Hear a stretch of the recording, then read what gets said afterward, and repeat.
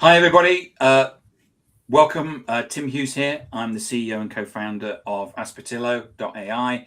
And today I've got Danu with me today, and we're going to be talking about his book, The Navigator's Pivot, A Reflection Guide to Work-Life Transitions. Danu, thank you so much for coming on. I'm just going to say, you're in Melbourne, Australia, which is why we're doing it in the morning. I don't generally do them in the morning. And isn't it amazing, the technology, that you're in Melbourne and I'm in London, and we can talk and have this conversation like this? It's nearly free. Isn't it amazing? And anyway, absolutely amazing. I mean, yeah, we've on opposite ends of the Earth, different hemispheres, different weather as well. Look at you in a t-shirt, and I'm it's different. I'm in a t-shirt and you're in a jumper. So, Danu, first and foremost, where can people find you? The easiest way is LinkedIn. Look for me on LinkedIn. I am pretty active on LinkedIn, so that's probably the best way to catch me. Excellent. Tell us, what was the inspiration behind the book, The Navigator's Pivot? Thanks, Tim. I've had a fantastic 25-year career in international development, working across 20 countries, lived in 7 countries across 5 continents. It's just been a wonderful ride, and I've had the luxury of actually meeting a lot of people at various stages of their careers. But I've also had the fortune and sometimes the misfortune of going through a number of challenges in my career as well, and just like everyone else.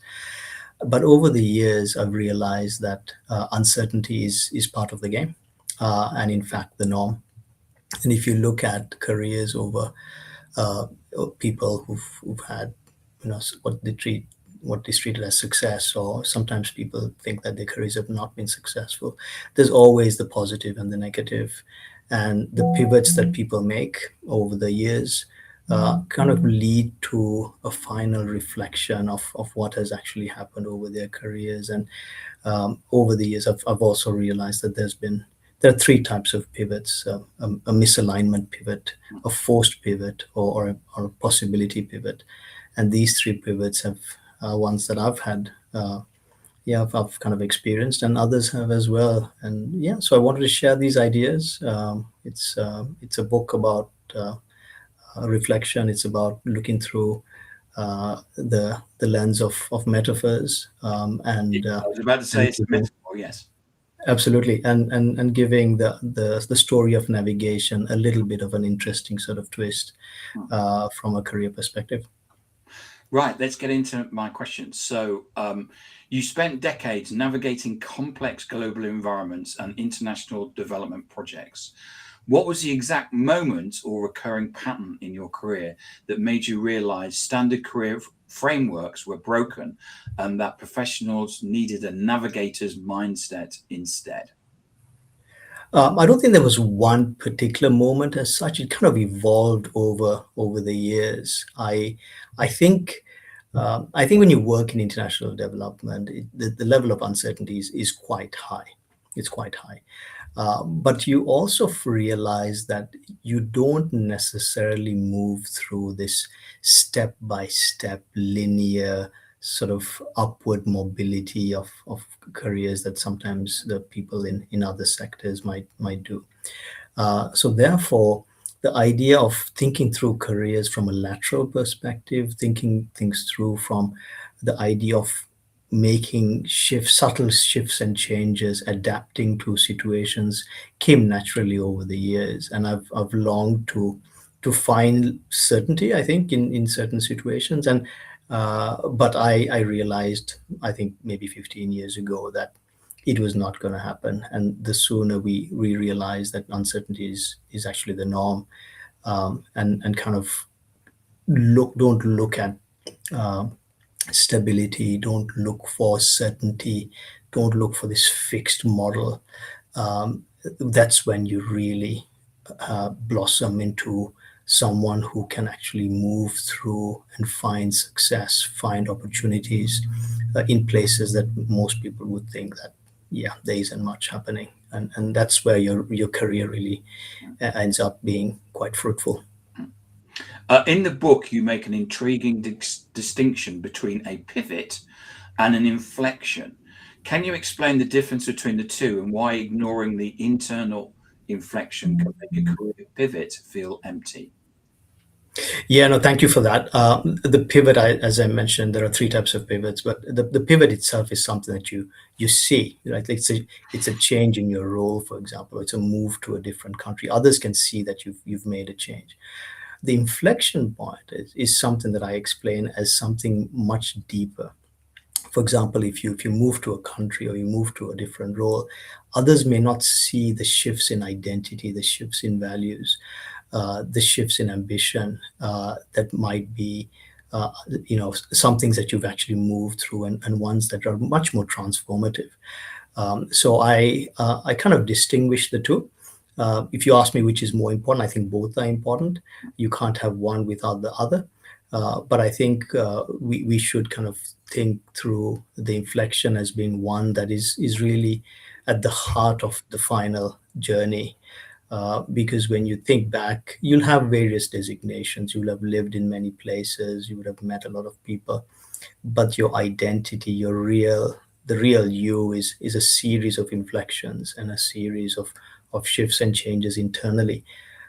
So I kind of distinguish the two, and I think if you think through in those two different perspectives, it really helps to kind of shift away from this role based or country based identity to one which is much more based on your deeper meaning of the moves.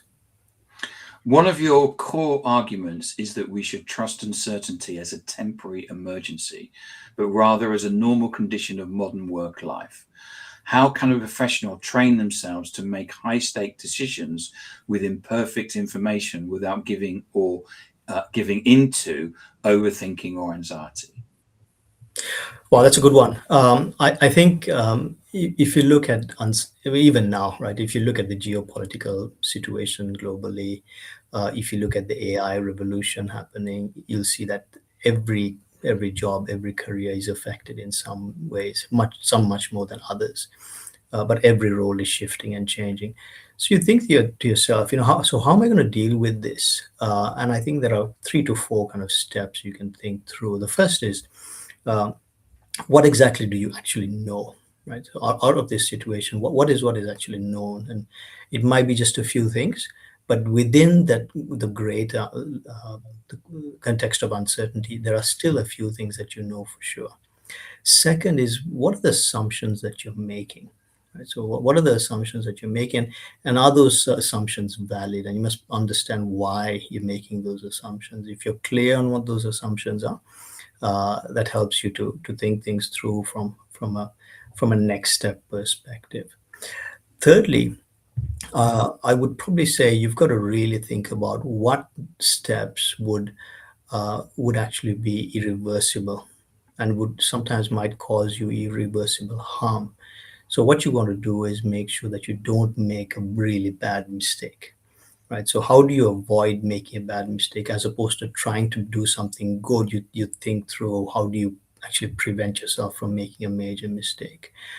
And then fourthly, what would be the next best step that you know for sure is actually still reversible, right? So if something is still reversible, if you can actually make a shift and change. Take for example in COVID, like a totally unexpected event. Yep. How- a lot of people like, oh my goodness, how am I going to deal with this? uh, but every little small step led to something else, and there were a lot of people who actually did extremely well during COVID time, much more than they did before COVID. And that was because they were reading the signals around and they were kind of understanding their context very quickly, whereas others were actually waiting for the pre-COVID situation to come back. So it's really about understanding, where mistakes might be made and where opportunities lie. You introduce 5 distinct stages of transition: disorientation, orientation, pre navigation, navigation, and integration. For someone listening who is currently feels stuck in that very first stage, disorientation, where the old map has stopped making sense. What is the healthiest way to pause without panicking? The healthiest way to pause is really to really think about why exactly are you feeling that way? What exactly is affecting you and causing this situation? So understand what exactly is happening around you. Orientation or disorientation is really because your inner compass isn't quite balanced, right? And to understand why it's not balanced requires a fair amount of reflection.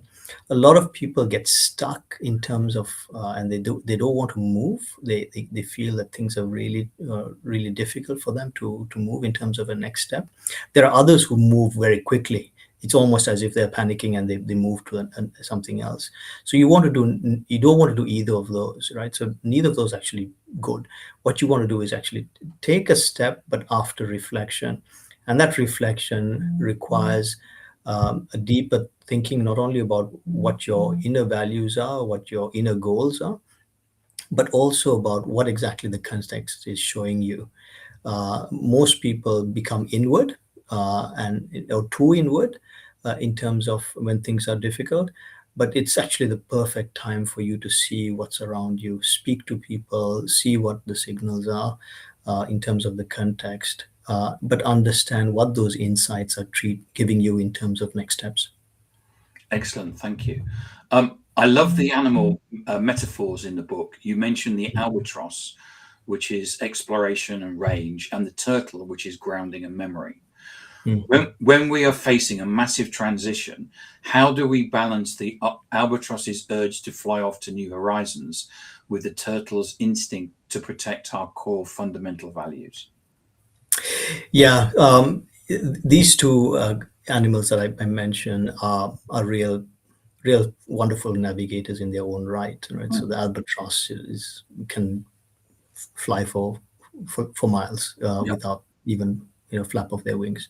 And the turtle, obviously, the female turtle returns back yeah, to home where they were born. So the fact that you could use these characters or these creatures as examples of what you need to do in terms of navigation, I think is very insightful. So for transformation, there are people who and I understand why they think so. They will say, just leave your past behind, right? Just forget everything in your past. Just look forward. Uh, don't worry about any of your past actions or experiences. Just look forward. There are others who are caught in the opposite way. They're just constantly thinking about their past and they don't move forward. So what you want to do is to treat yourself as two different sort of entities that can actually do both. One that stays grounded and understands the place that they came from, the identity that the identities that were created over the past years, and that gives a sense of home. It gives them stability. It gives them a sense of place, whilst they move forward, or they rise and kind of move forward in terms of growth. And as these two creatures kind of provide those insights, you find that the breadth of your experience grows significantly, because you're actually remembering your past whilst growing in the future, and therefore your overall experience and your overall identity actually continues to increase, as opposed to it just being a linear direction. thank you. You introduce a few key toolkits in the book, including the transition compass and the four periscopes. Can you break down how a professional can use one of these tools practically this week to assess their current career trajectory? Sure. I'll take the four periscopes. So the four periscopes are based on the four navigator archetypes that I mentioned in the book: the policy navigator, the business navigator, the research navigator, and the creative navigator. These four navigators, say you work in public service, or you work in business, or you're an artist, or you're a university researcher, for example. You might see these as four distinct professions. But if you think quite carefully, as someone working internationally, it would be useful to be able to understand how each of those individuals think and adopt the kinds of perspectives that each of them has. Sometimes one more than the other, obviously. So the policy navigator thinks in systems. And to be able to think in systems is makes things quite holistic, and be able to understand the political economy, for example, to understand how institutions function, how decisions are made at a policy level. That helps in a number of ways. The business navigator thinks in markets, thinks about, obviously the supply, the classic supply and demand, the risk, how to take risks, how to take decisions based on financial metrics. The research navigator is inquiry based, right? Looks at ideas, is constantly trying to find new things, and that research sort of mindset is a wonderful mindset to have constantly. And the creative navigator is one about expression, and to be able to express yourself in artistic form or in other forms provides an incredible sort of perspective, to be able to then make things quite holistic. So these four periscopes that I talk about are ways of thinking, ways of looking at the world. And I encourage you to kind of read the book to understand each of those in a little bit of detail. But the key insight that I can give you is that you don't have to just have one periscope. I encourage you to actually think about having more than one and shift your perspective depending on the need. And whilst that shift is happening, you will see that your own experience will grow, as you navigate through your career. A deeply comforting thesis in the book is the most meaningful pivots often occur not by escaping our current lives or quitting our jobs, but by realigning where we already stand. What does a quiet pivot look like in practice for someone who can't just give up and leave their current role? Yeah, no, thank you for that question. I'm really happy you asked it, Tim, because I say this quite clearly towards the start of the book, that a pivot doesn't have to mean leaving your job. It doesn't even have to mean leaving an organization. It can actually be just a shift in the way that you think or the way that you approach your job. Sometimes there's people work with a little bit of negativity in their work, and sometimes it is what it is because of circumstances.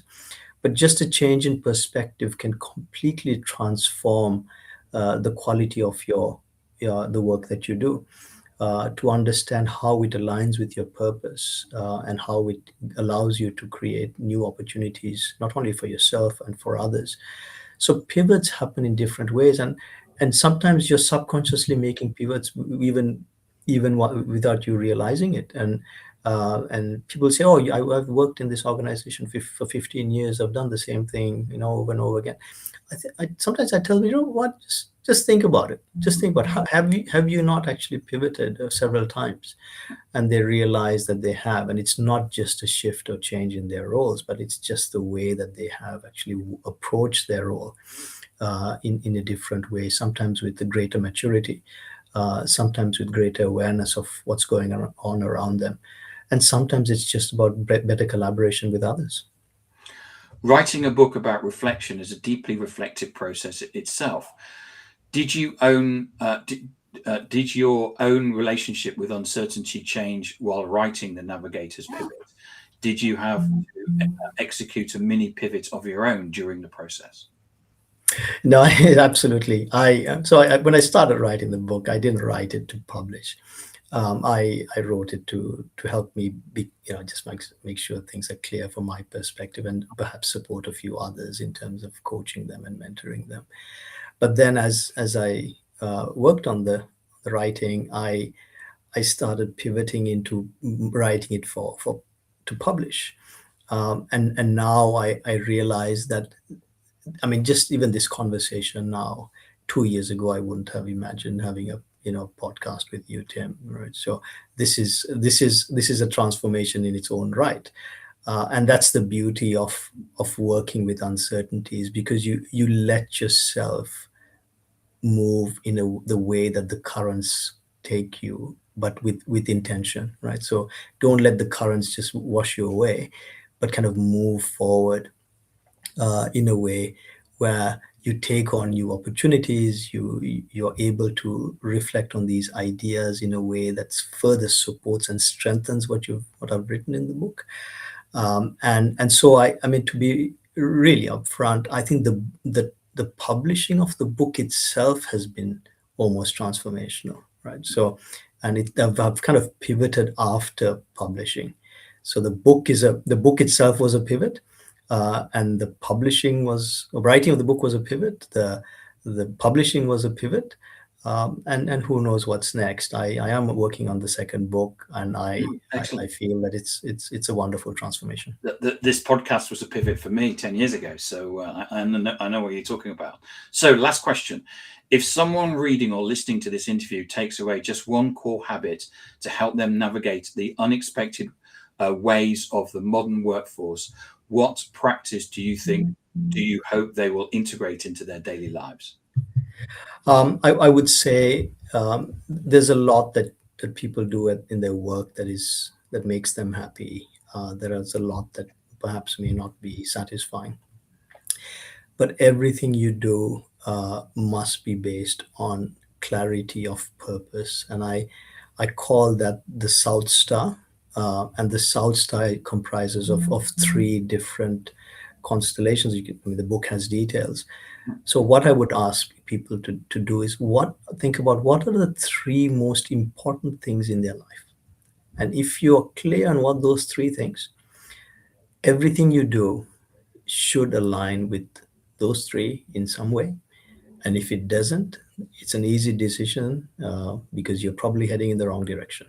Right. So, and I would encourage you to really think through, not about what your designation is, not about how much money you're making or where you're living or who you're working with. It's like, why are you working? Why are you working? What's keeping you? Why are you keeping busy in this way? And if you have three reasons and all three reasons align very well with what you're doing, you're heading in the right direction. And at the end of the day, it doesn't matter how much money you've made and the roles that you've had, you'll think back with a lot of satisfaction. Danny, thank you so much for coming on and talking about your book, The Navigator's Pivot, a reflective guide to work-life transitions. If I wanted to buy a copy of this, where can I get one from?